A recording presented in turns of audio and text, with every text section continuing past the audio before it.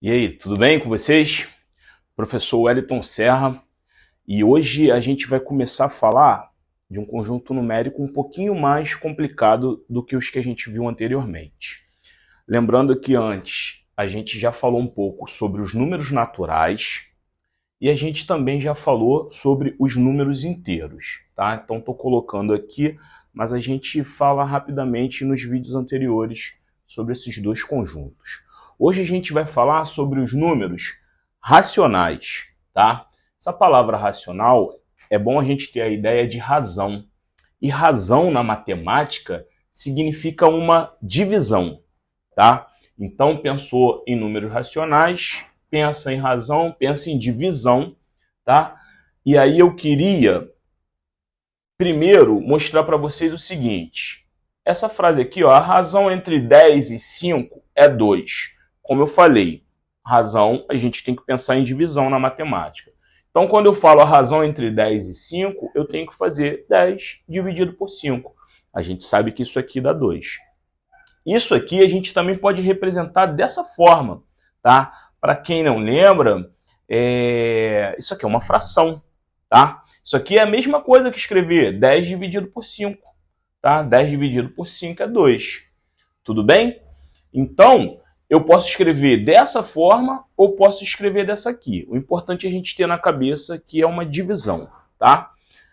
A razão entre 1 e 3, eu vou fazer 1 dividido por 3, tá? Ou 1 sobre 3. E aí é importante que quando eu falo a razão entre dois números, quando eu falo a razão entre o primeiro número e o segundo número, eu tenho que pegar o primeiro e dividir pelo segundo. Nessa ordem mesmo, tá? Muitas pessoas confundem e querem fazer o maior número dividido pelo menor, mas não. É para fazer nessa ordem. Se eu estou dizendo que é a razão entre o primeiro e o segundo, então eu vou pegar o primeiro e dividir pelo segundo. Se eu estou querendo fazer a razão entre dois números A e B, então eu vou fazer A dividido por B. E eu posso representar assim na forma de fração. Lembrando, o númerozinho que aparece em cima a gente chama de numerador, o que aparece embaixo a gente chama de denominador.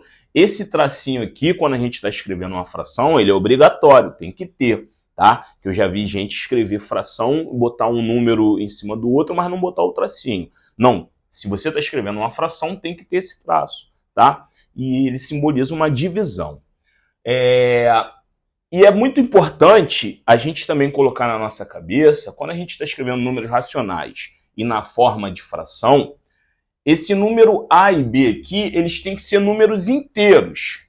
Ou seja, qualquer um, pode ser qualquer um desses aqui, mas com uma pequena ressalva, e muito importante.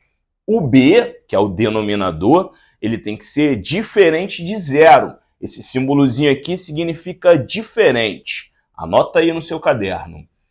Por quê, professor? Porque não existe divisão por zero, tá? Eu não vou me aprofundar e mostrar isso para vocês agora. A primeira coisa, assim, coloquem na cabeça de vocês que não existe divisão por zero, tá bom? Então, esse B, que é o denominador, tem que ser um número diferente de zero.